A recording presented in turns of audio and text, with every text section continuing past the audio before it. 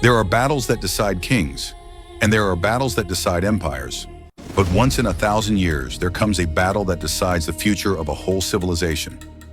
In the year 732, a storm rode north, a force that had already conquered half the known world. Kingdoms had fallen, cities burned, and it seemed nothing could stop them. Yet on the edge of Europe, a single army stood in their path. Outnumbered, outmatched, but unbroken. Their leader was no emperor, no crowned monarch, only a man known as the Hammer. What happened next would echo for centuries, shaping the destiny of an entire continent, and perhaps the world itself. The early 8th century was an age of unstoppable momentum for the Umayyad Caliphate. In less than a century, Islam had spread from the deserts of Arabia across North Africa into Spain and now pressed into the heart of Europe. Cities fell like dominoes, and entire kingdoms collapsed before the tide. For many, it seemed inevitable. The crescent would soon overshadow the cross. By 711, Muslim armies had crossed the Strait of Gibraltar and swept through the Iberian Peninsula with breathtaking speed. In just a few years, the Visigothic kingdom of Spain was no more. The conquerors brought with them not only armies, but also new culture, administration, and faith. To the north, however, lay the lands of the Franks, tribes and kingdoms fragmented, struggling for identity, but standing in the path of further expansion.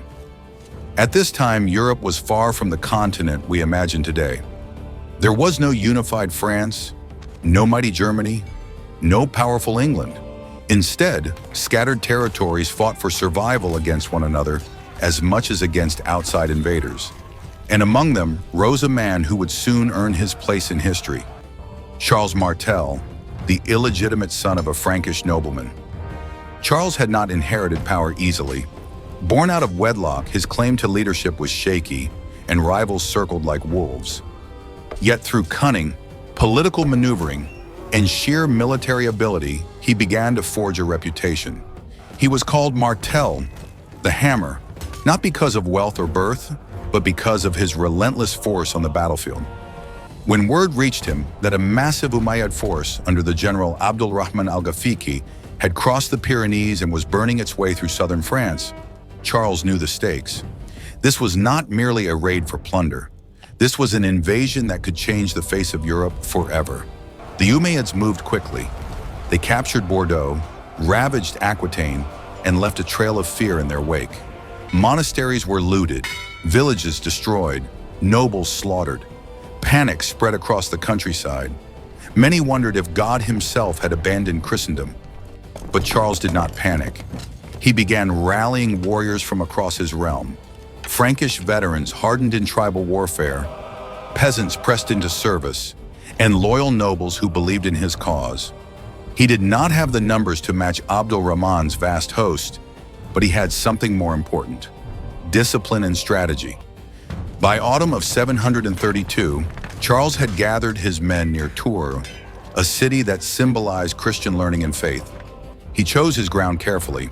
Unlike his enemies, Charles understood that cavalry, fast, mobile, devastating, could be blunted if forced to fight on unfavorable terrain. He positioned his army on a high wooded hill where the Muslim horsemen would find no easy charge. His infantry locked their shields, braced their spears, and waited. The stage was set. The fate of Europe would soon hang in the balance, not in the halls of kings or the prayers of monks, but on a battlefield where two worlds collided. For several tense days in the autumn of 732, two armies stared at one another across the cold French countryside. The Umayyad force, numbering perhaps 40,000 or more, stretched across the open fields. Their banners shimmered in the wind, their cavalry restless, horses stamping and snorting with impatience. They had swept through Iberia with ease and crushed every foe in their path. To many of them, these Franks were simply the next victims. But Charles Martel's men were not like the disorganized war bands the Muslims had encountered before. They stood in tight ranks on the high ground, shield locked to shield, spear tips glinting in the pale autumn sun. They were not professional soldiers in the Roman sense. nor knights in shining armor, as later centuries would imagine. But they had one crucial advantage. Charles had drilled them to fight as a disciplined unit. They would not break easily. The two armies camped within sight of each other. At night, the fields glowed with thousands of campfires. Men prayed, sharpened their blades, whispered of their families far away. Some trembled, fearing the tide of battle.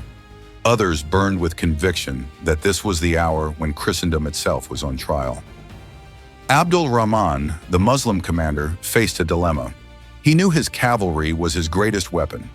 Light, fast, and deadly, they had shattered Visigothic lines in Spain and routed countless enemies. But Charles had chosen his ground so carefully that the terrain offered little room for a devastating charge. To throw his horsemen recklessly at the Frankish shield wall could mean disaster. So for days, Abdul Rahman hesitated, probing, waiting for Charles to descend into the plains where cavalry could dominate. Charles, however, refused to move. He knew that patience was his strongest ally. Every day that passed allowed more of his reinforcements to trickle in, swelling his numbers.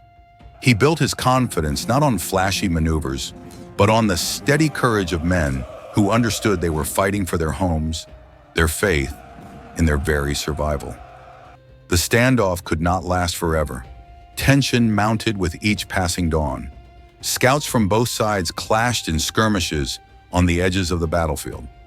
Rumors spread that the Umayyads planned to march north toward Tours itself, to sack the holy city and break the morale of all Christendom. Charles could not allow it. Finally, Abdul Rahman made his decision. He could not wait indefinitely, for his men grew restless and supplies dwindled. He ordered his cavalry forward, preparing to unleash the thunderous power that had carried Islam across continents. As the sun rose on that fateful morning, the air was filled with the sound of hooves pounding the earth. Lines of armored riders formed, banners snapping above them, their curved swords catching the light. They shouted praises to God, confident that victory was inevitable. On the hill, the Franks tightened their formation. Shields overlapped, spears angled forward like the quills of a hedgehog. Behind them, Charles Martel rode along the line, his voice carrying over the din. "Hold your ground," he commanded. "Do not break ranks. Stand firm. And today we fight not just for ourselves, but for all of Europe." The moment had come. The clash of civilizations was about to erupt, and the fate of the continent would be decided not by kings or diplomats, but by the courage of men in steel and leather standing shoulder to shoulder against the storm.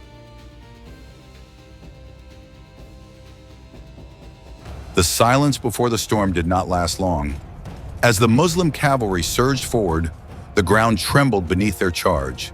Thousands of hooves pounded the earth in rhythm, a sound like thunder rolling across the plains. Dust rose in great clouds, banners snapped in the wind, and the air filled with the roar of men shouting, their voices carried on the crisp autumn air.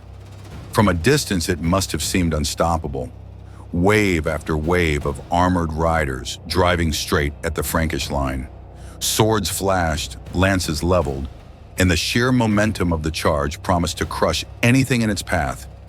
This was the weapon that had carried Islam from Arabia to Spain, sweeping aside kingdoms as though they were nothing. But on the hill, Charles Martel's men held their ground.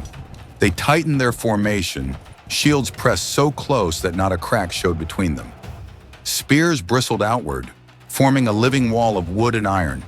The Frankish infantry had no horses, no mobility, but they had something else: the determination to stand or die where they fought. The first collision was earth-shaking. The Umayyad riders smashed into the shield wall with brutal force, the clash of iron against wood echoing like cannon fire. Horses reared and screamed as they impaled themselves on the forest of spears. Riders swung curved swords downward, hacking at helmets and shoulders, but the Frankish shields absorbed the blows. For a moment, the line buckled. Men staggered, some fell, shields splintered under the relentless assault. But Charles had drilled his warriors well. Gaps closed quickly, fallen shields replaced by the men behind. The line bent, but it did not break. Frustrated, the Muslim cavalry pulled back and charged again, hoping to smash through by sheer weight. Again, the shield wall held. Each time the riders advanced, they were met with the same wall of spears and unyielding determination. What should have been a swift rout became a grinding struggle. As horsemen fell, their bodies tangled in the spears, their mounts collapsing in agony. The battlefield descended into chaos. Screams of men and animals mingled with the metallic clash of weapons. Dust choked the air. Frankish infantry, though battered, began to push back with short swords and axes, striking at the fallen riders who had been thrown into their ranks. Blood ran down the slope, soaking into the autumn leaves. Charles Martel himself rode behind the lines, shouting encouragement. He reminded his men that every moment they held meant salvation for their families, their homes, their faith. "Stand firm," he cried again and again. His voice carried like the hammer that was his name, pounding courage into hearts that might otherwise have faltered. Still, the Umayyads did not retreat. Abdul Rahman hurled wave after wave of cavalry against the hill. Each time they expected the Franks to collapse. Each time the shield wall absorbed the shock. Hours passed in this brutal rhythm. Charge, clash, withdraw, and charge again. By midday, the field was littered with corpses. Dead horses sprawled across the grass, their riders crushed beneath them. The Frankish ranks were bloodied and exhausted, but they remained unbroken. What had begun as a confident assault by the Umayyads was turning into a test of endurance neither side had expected. And as the sun dipped lower, the tide of battle began to shift in a way that Abdurrahman had not foreseen. By late afternoon, the battle had reached a grinding stalemate. The Muslim cavalry continued their furious charges, but the Frankish shield wall stood like a cliff against the tide. Both armies were exhausted, bloodied, and gasping for breath. The cold autumn air reeked of sweat, steel, and death. It was then that fate intervened, not with the swing of a sword, but with a rumor. Somewhere on the battlefield's edge, word began to spread among the Umayyad ranks that their camp, far behind the lines, was under attack. The baggage train, heavy with loot and supplies, was said to be in danger.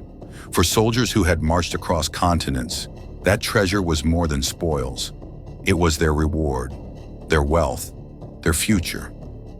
Panic rippled through the cavalry ranks.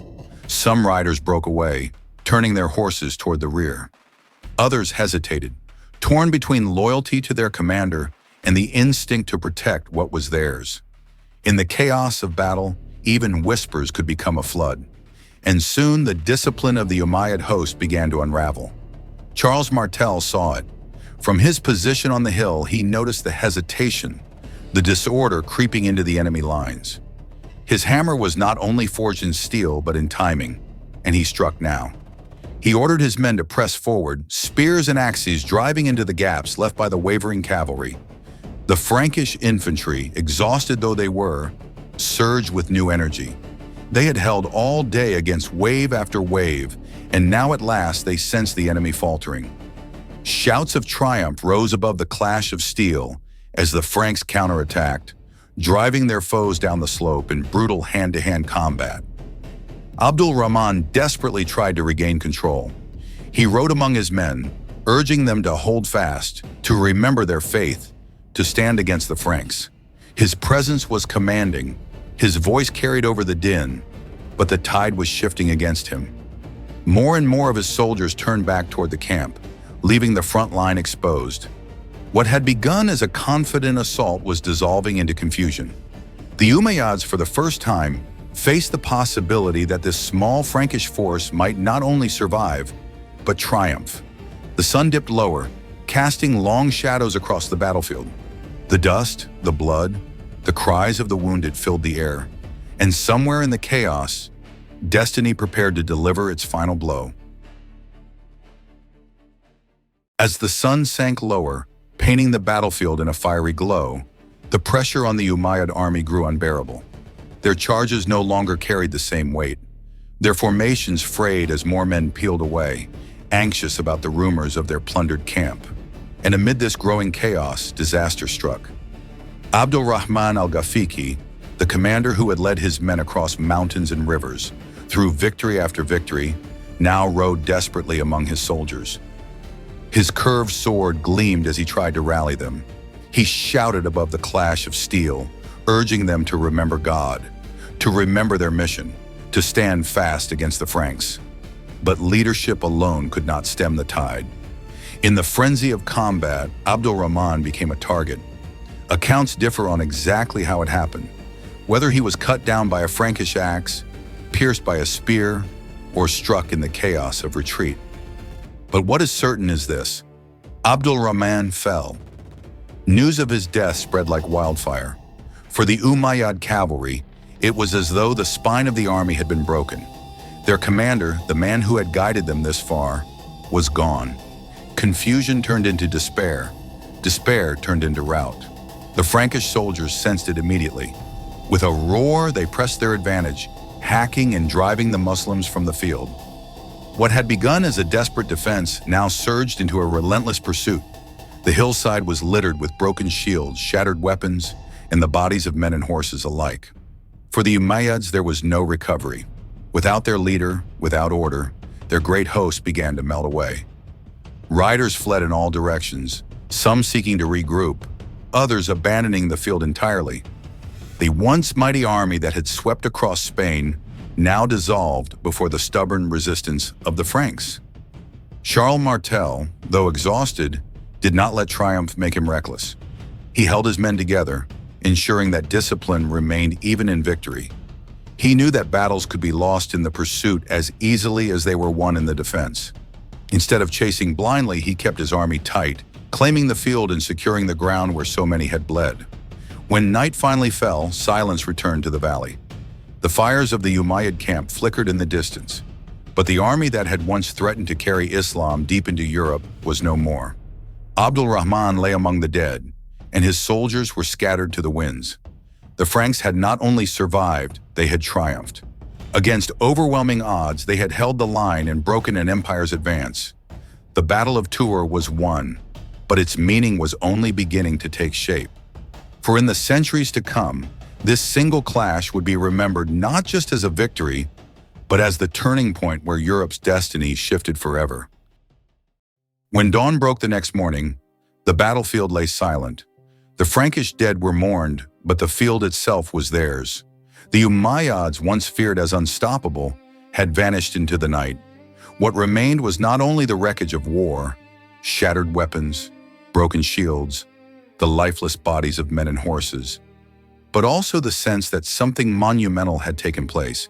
Charles Martel did not pursue recklessly. He secured his ground, gathered his weary men, and held the field as proof of victory.